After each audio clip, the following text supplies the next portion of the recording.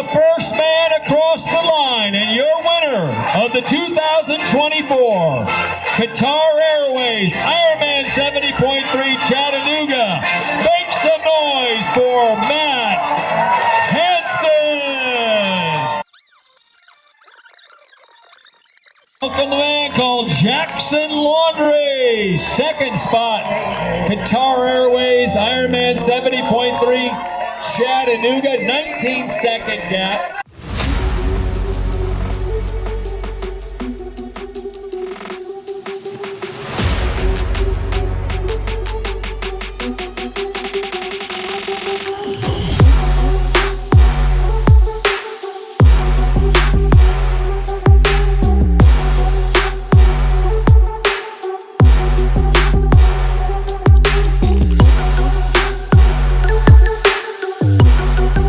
Welcome back to another video. This is a bit of a catch-up video since we haven't put one out for a little while, been racing a bunch.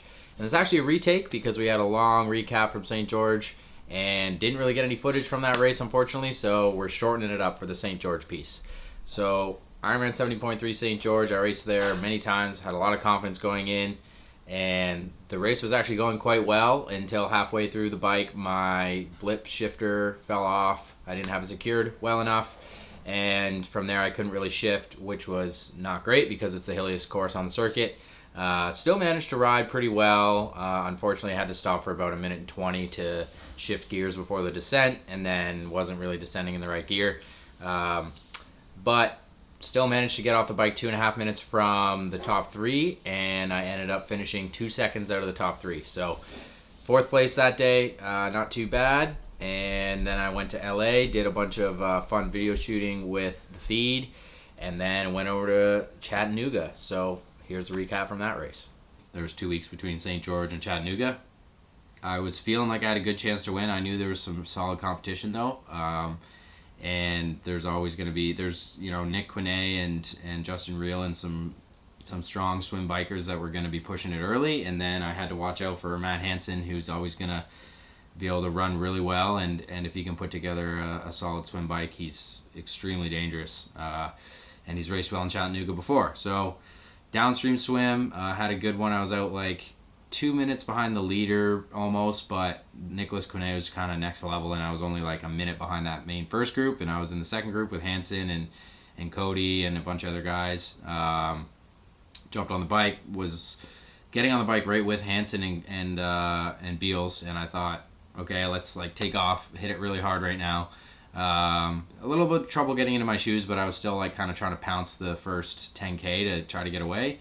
And at the 5K mark, I hit a set of tracks and my bottle came loose. It was actually loose before that. The bottle cage actually fell off. So I always put an elastic on my bottle because that prevents it from falling out. That's my front bottle with all my calories. It had 130 grams of carbs.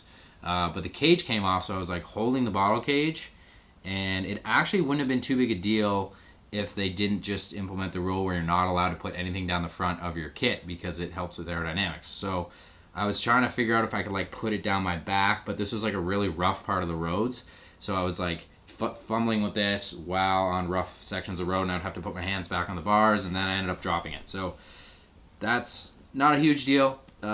Dropped the calories. I just knew I needed to stop for gels, and also kind of just slow my momentum a little bit, but got back into it and went into more of a slow chase kind of vibe. And I was, you know, chasing down that front group, and then Trevor Foley comes by at like 15K, and then we started working really hard trying to drop the guys we were with. We eventually did, and then we bridged up to the front, and then there was a group of 5 of us. So Trevor Foley, Justin Riel, myself, Anthony Costas, and Nicholas Quinet.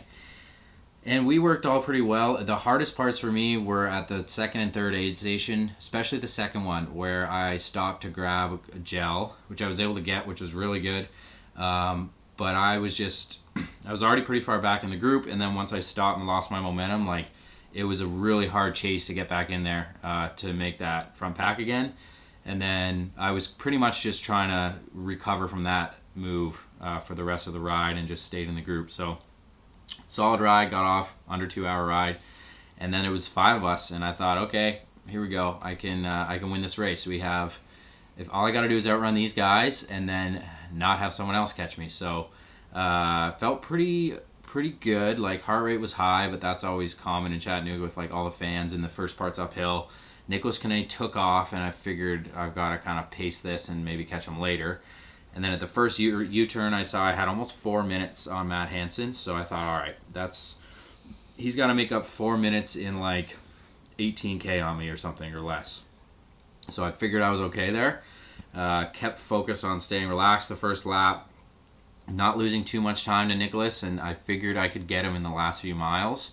He was only getting out to like 35 seconds ahead of me or so, and then the second lap, we hit that U-turn again where I got a chance to see where the boys behind were, and Matt Hansen had gone from like 4 minutes down to like, it seemed like less than a minute already, or around a minute, and I was now very worried he was going to catch. So I pushed, you know, as solid as I could from there. That was about 15K to like, you know, to the end, and Matt just caught me at like a mile 11 and a half, and then that was right when I was catching back up to Nicholas.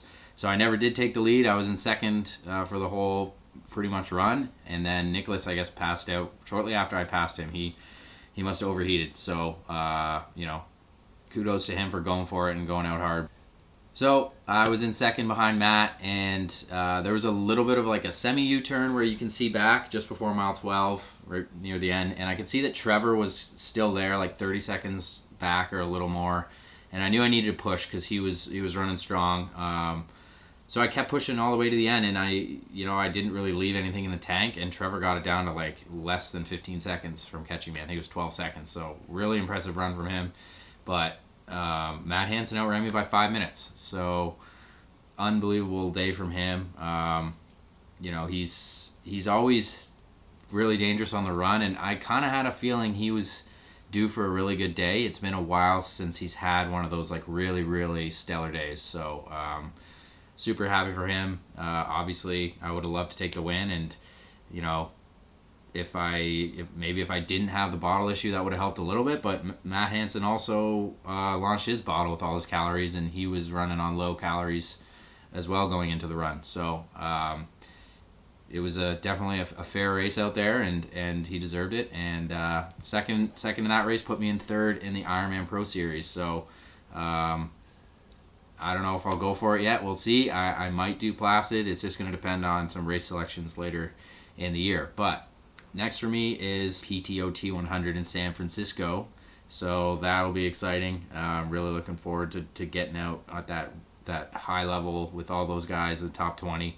And seeing where I'm at. And I know that if I put together a good day like I have this year, I'll be competitive, and I just need to really sharpen up these next couple weeks and try to get that next % out of myself on a course and conditions that suit me. So thanks for following.